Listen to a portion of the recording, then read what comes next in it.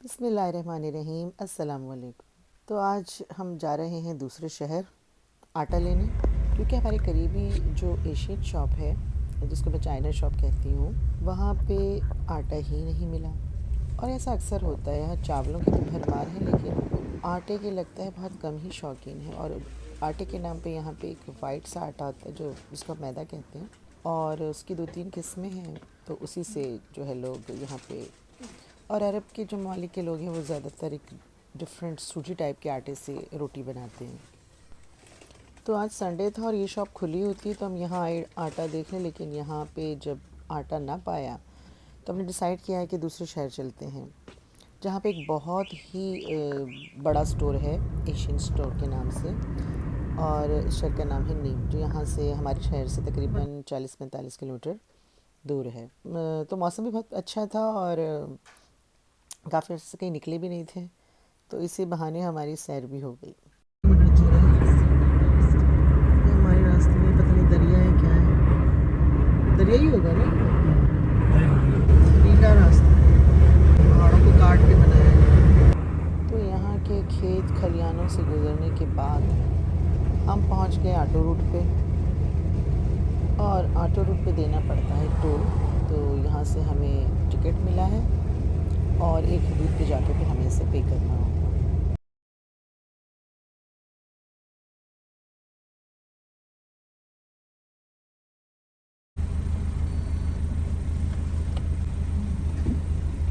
चलो,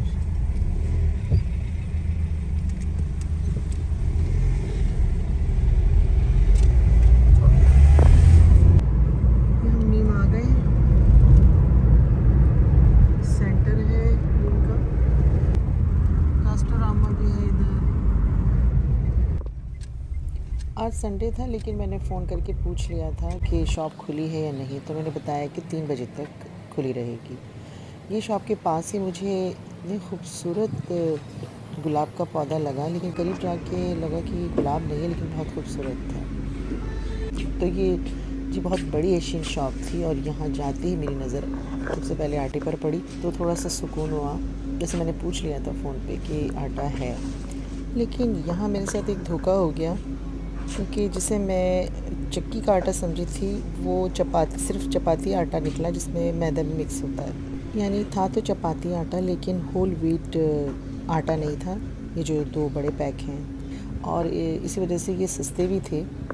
तो मुझे हैरानी हुई कि इतना अच्छा आटा इतना अच्छे प्राइस में मिल गया, और उसी के साथ दूसरा जो 5 किलो 10 किलो वाला है, ये डबल से ट्रिपल प्राइस में है।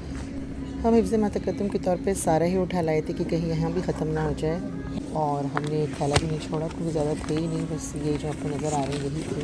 तो अगर आप लोगों को भी होल व्हीट आटा चाहिए होता है, तो और इतना एक्सपीरियंस नहीं है, तो ज़रूर देख लिया करें कि ये किस किस्म का आटा है। क्योंकि 5 किलो होल व्हीट आटा 15 यूरो और 10 किलो 25 यूरो का मिलता है यहाँ, और मैदा मिक्स आटा हमें 20 किलो 22 यूरो का पड़ा। तो प्राइस से भी अंदाज़ा हो जाता है। फिर ये इतनी बड़ी शॉप थी कि समझ ही नहीं आ रहा था कहाँ से स्टार्ट करें, लेकिन खैर मुझे अपना देसी कॉर्नर मिल ही गया। इसमें प्योर हमारी पसंद की चीज़ें, यानी कि निम्को, केक रस, गोलगप्पे के पैकेट्स, जो कि आप बस सिर्फ आपको तलना होता है, मिठाइयों के पैकेट, और ये टिन में मिठाइयाँ। तो इन्होंने मुझे ज़्यादा अट्रैक्ट नहीं किया, लेकिन बस मैंने कुछ निम्को लिए।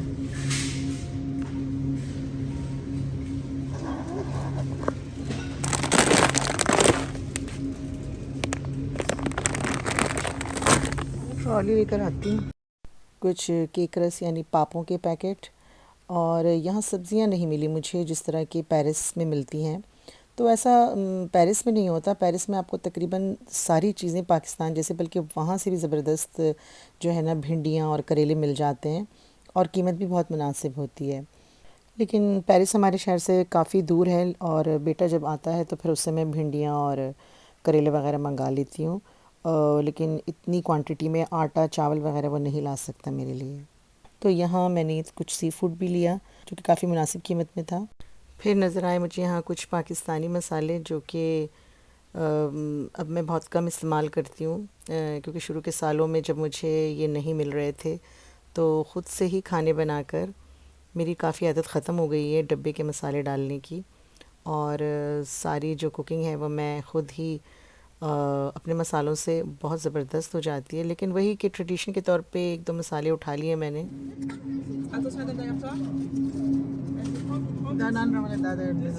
शान वाला, ये वाले, हाँ।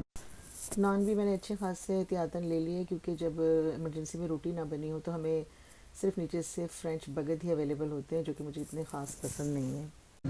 ये वही करेले हैं चाइना वाले, ये मिलते हैं हमें वैसे।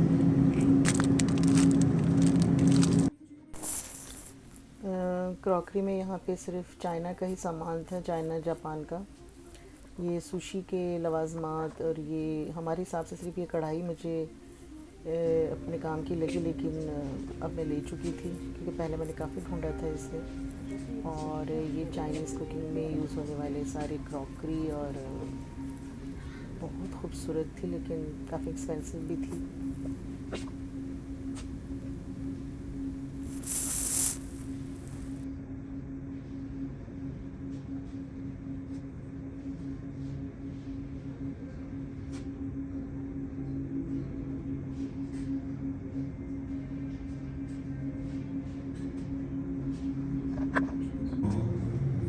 भिंडी कितनी अजीब सी है, देखो मेरा दिल ही नहीं चाह रहा लेने।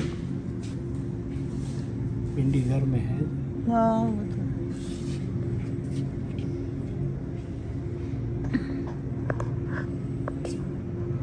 मिर्ची भी नहीं है। नहीं, मिर्ची नहीं। स्पाइसेस यहाँ है।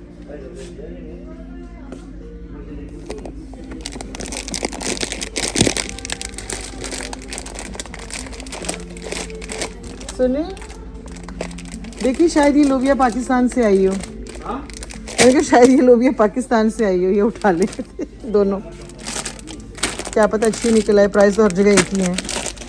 मुझे लग रहा है ये काले तिल हैं, उठा लेंगे। दिखें देखें क्या है ये काले तिल मिल गए। चलो भाई, सीजन नवाग लिखा तो है, ग्रिले 1 किलो 12 यूरो। और वो ये पाकिस्तान में भी नहीं मिलती हमें। हम समझते थे माश को ही कहते हैं या चने को कहते हैं। तूक दाल, दालें भाई यहाँ पे 4.5 यूरो किलो। ये तो सारी भी है मेरे पास। चना दाल भी है। ये देखें ग्रीन सीड्स, ये मैंने यहाँ देखी हैं। ये पाकिस्तान में इसको क्या कहते हैं मुझे नहीं पता। ये मेरे घर में है, मैं दिखाती हूँ आपको। ये मैंने अरेबिक शॉप से ली थी। काले चने एक ले लेते हैं, ये हमारे पास नहीं है अभी। चलिए काले चने 2 पैकेट लेने। ये भी मुझे लग रहे हैं पाकिस्तान के, अल्लाह करे। वैसे एक्सपेंसिव बहुत है। नॉर्मल चने जो हैं वो 1 किलो 3 यूरो तक, 3.5 यूरो तक मिल जाते हैं। ये 2.5 से थोड़ा कम, लेकिन ये आधा किलो है। ये चने की दाल 2 ले लें, मुझे डिफरेंस तो लग रही है, अच्छी लग रही है।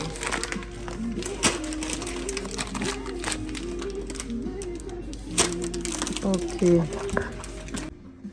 हाँ, ये देखिए ब्राउन राइस, ब्राउन क्या कहते हैं, ब्राउन, अरे ये क्या कहते हैं नाम? गोड़ा। हाँ गोड़ा, लेकिन क्या कहते हैं इसको? गुड़। उठाए ना ये। कौन सा ये? बड़ा डब्बा है। याद है पेरिस से हम इसका हाफ लाए थे 3 यूरो में। ये गुड़ ना ऐसे भी मिल रहा है, लेकिन पता नहीं ये कौन से कंट्री का है, क्या है। ये चाइना का है। असल में ये ना पिसा हुआ तो है ना, ये देखो हमारे पास जो वो जो टुकड़े वो है। और अच्छा लगा, रियल लगा, तो फिर हम दूसरा ले गए।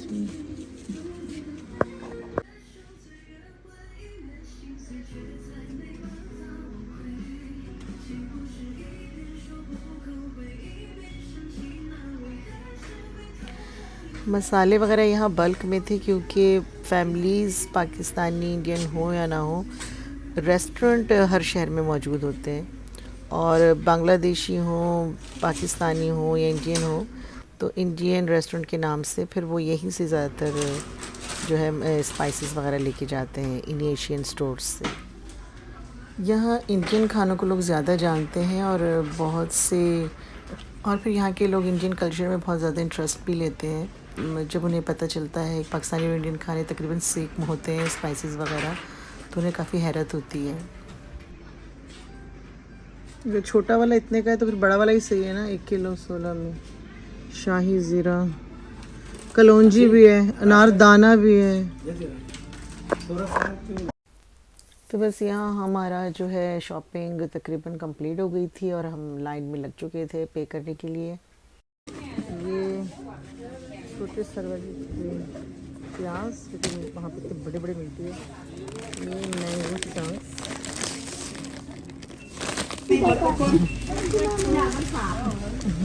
सोरा मैक्सी कही दो।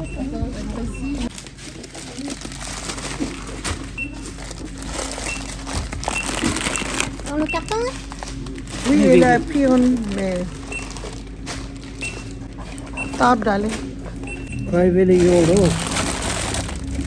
ट्रॉली में सेट करके दे रही है आपको, ताकि वहीं से डायरेक्टली आप डालें और गाड़ी में रख लें। ओके हेल्प कर रही है आपकी। ये वाला नहीं लेना, इससे जो वाले पा नो, ये मुझे स्वारे भी मिल गए। जब दिल चाहे सिवैयाँ बनाएं।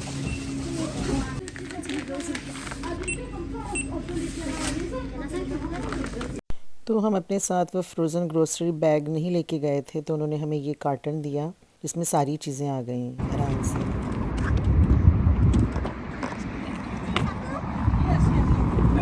Thank you. स्टोर के वर्कर वैसे भी बहुत हम्बल होते हैं और अभी चूँकि काफ़ी सारा सामान था तो उसने ख़ुद गाड़ी तक आकर सामान लोड करवाने में मदद की हमारी। उनकी भूख में ये मैंने ये निकाल लिया। भूख लग रही थी, 3 बज रहे हैं। ये देखिए 3 बजे का टाइम है और इनकी लाइटें सारी ऑन है। इतनी हैरत हुई, मैंने फर्स्ट टाइम देखा है यहाँ पे। भूल गए क्या हुआ है। और ये लोग तो बड़ा ख्याल रखते हैं, रात में इतनी कम लाइटें लगी होती हैं। बस जी हम रवाना हो गए वापस अपने शहर की तरफ और ये रास्ते में जो है फिर वही नज़ारे। अल्लाह की ज़मीन इतनी खाली पड़ी हुई है, दिल चाहता है पाकिस्तान से सबको बुला लूँ अगर मेरे बस में हो।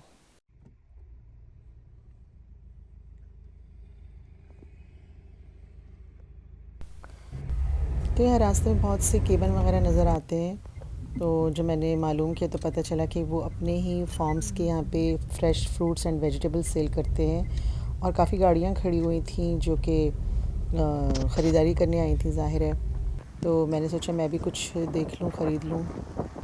ये देखिए पता नहीं जैतून का खेत है या फिर अंगूर का, क्योंकि अंगूर के साथ साथ यहाँ पे ऑलिव भी बहुत काश्त किया जाता है। ऑलिव ऑयल ये बहुत यूज़ करते हैं यहाँ पे लोग, और इसकी बहुत इकसाम होती है। एक्स्ट्रा वर्जिन ऑयल जो कि सिर्फ सलाद में यूज़ किया जाता है, इसके अलावा कुकिंग का अलग होता है।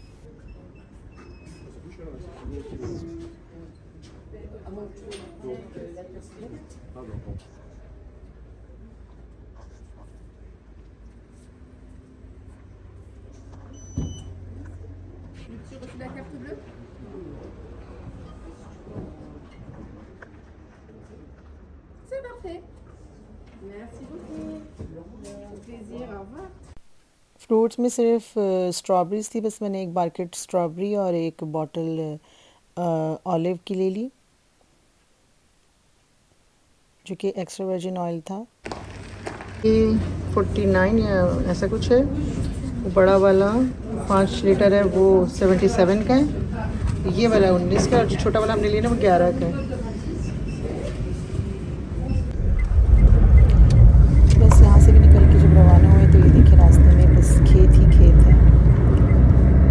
तो ये हमारा शहर आ गया है, आपको रास्ते से अंदाज़ा हो गया होगा। यहाँ का ना कुछ पता नहीं चलता है, धूप इतनी तेज़, हवा इतनी ठंडी, क्या कर सकते हैं।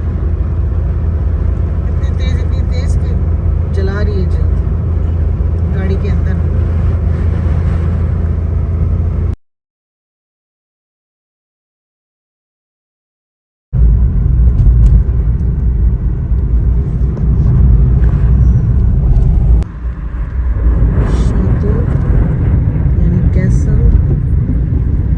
किला। ये